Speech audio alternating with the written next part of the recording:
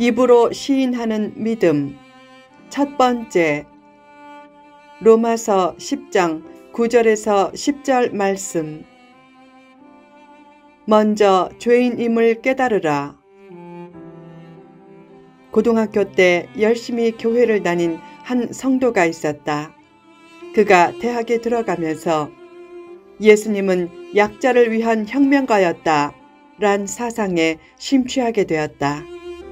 그때부터 걸핏하면 죄 문제를 언급하는 설교가 지루하게 들렸다.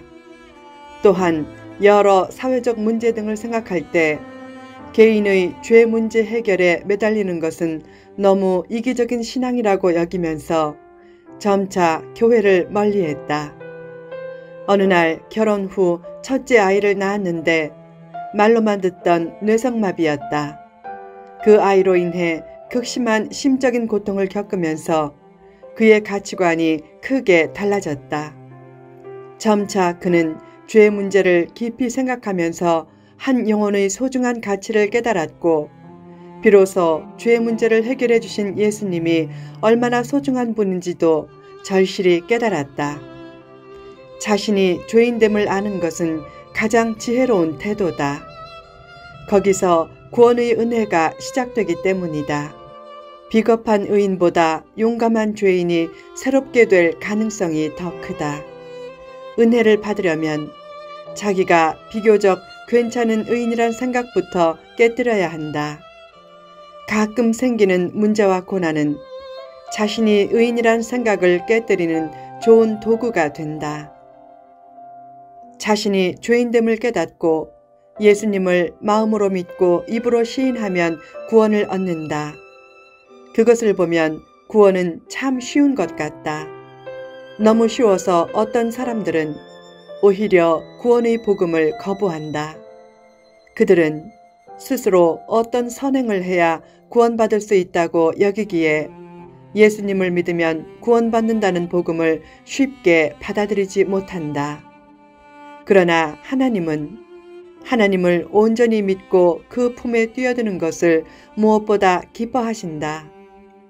예전에 한 다세대 주택 3층에서 프로판가스가 터져 불이 났다. 그때 5살짜리 아이가 베란다에 갇혀 있었다. 동네 사람들이 이불을 잡고 아이에게 뛰어내리라고 했지만 아이가 겁에 질려서 뛰어내리지 못하고 있었다. 그때 근처에서 장사하던 아빠가 급히 달려와 아이에게 뛰어내리라고 하자 그때서야 아이가 뛰어내렸다.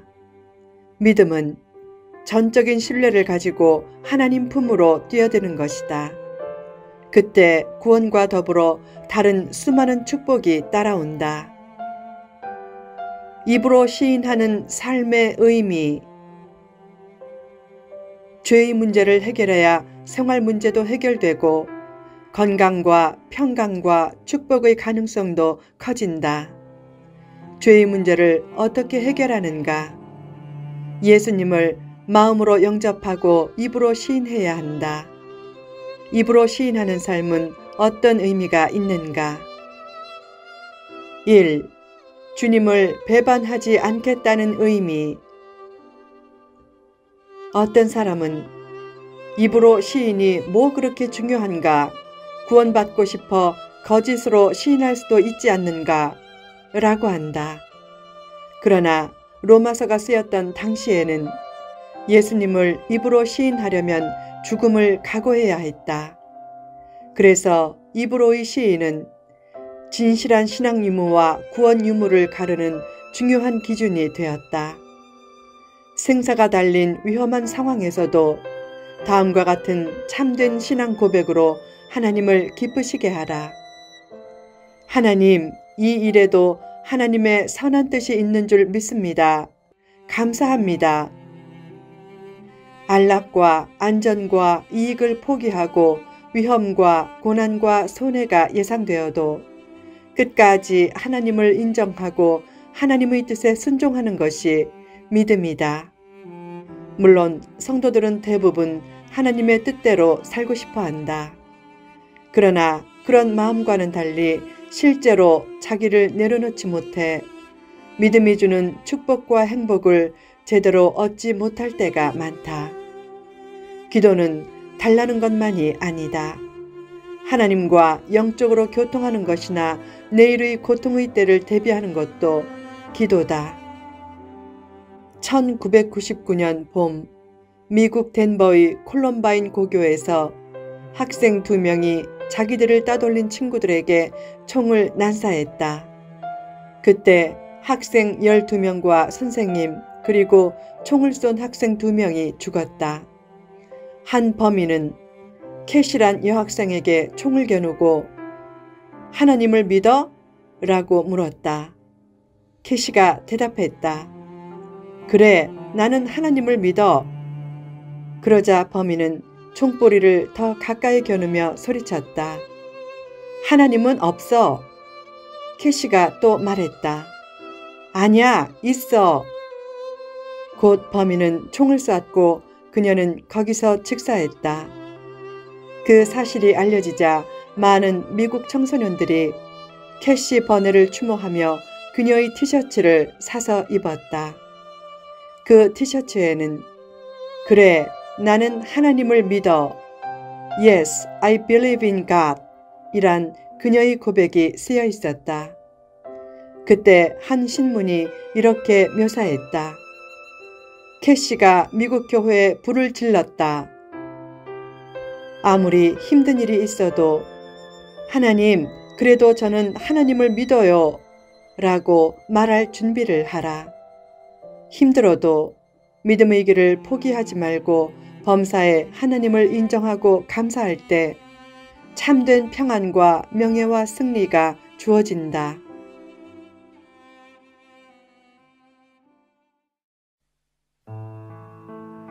2. 더 적극적으로 살겠다는 의미. 입으로 시인하면 더 실천하고 참여하게 되면서 신앙도 자란다. 요새 교회 매기를 싫어하는 교인들이 점차 많아지고 있다. 그런 교인을 UFO 교인이라고 한다.